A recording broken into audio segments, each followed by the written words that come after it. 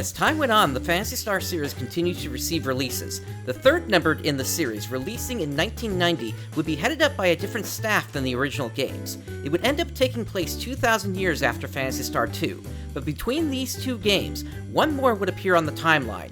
Releasing in 1993, Phantasy Star: The End of the Millennium would be the final game released as part of the Algol story. It would follow the stories of two hunters.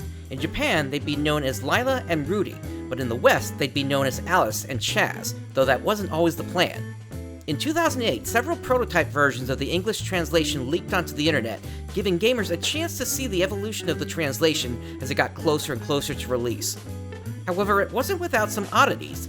Because of the 4-character limit for party member names, some had to be changed from their Japanese original, and were then changed again for the final English release. For example, in Japan, the character Rune was originally known as Thray. However, in the early prototypes, they were going to be known as Rhine.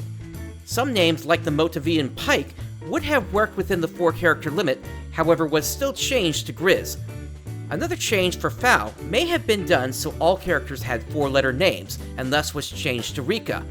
Perhaps the most confusing change made between the translation of names was for Ren. What made it confusing was because there was also a character named Ren in Phantasy Star 3's English translation. In reality, these were two different characters, Thiren in Phantasy Star 3 and Thorin in Phantasy Star: The End of the Millennium. Phantasy Star: The End of the Millennium was originally going to be a Sega CD release. Early screenshots from the development of the game show the game was going to return to the point-of-view dungeon crawling style seen in the first Phantasy Star. Instead, what we ended up with was another game with a top-down view when moving around the map. This game, however, had several new features, and one took place when you were moving around the field inside a vehicle. In prior games, if you encountered enemies while inside a vehicle, your character would get forced outside for battle. Conversely, in Phantasy Star: The End of the Millennium, the vehicle itself had a set of weapons to do battle with. However, the player had to be careful, because if the vehicle took too much damage, it would explode, dropping the entire party's health to 0, forcing an immediate game over. Many other changes were made to the battle system, and the two biggest additions were the macro and combo system. Macros were a way to execute a set of pre-planned actions in battle to help move things along quickly.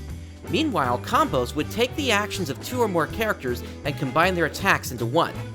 Expert players know how to manipulate the macro system to force a combo to go off nearly all the time.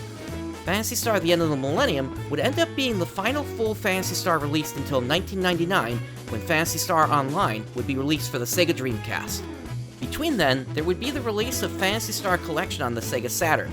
However, as its name implied, it was simply a collection of prior main-numbered games in the series. In addition, as of the making of this stream, no further games would touch the Algol story after this release, aside from the PlayStation 2 remakes.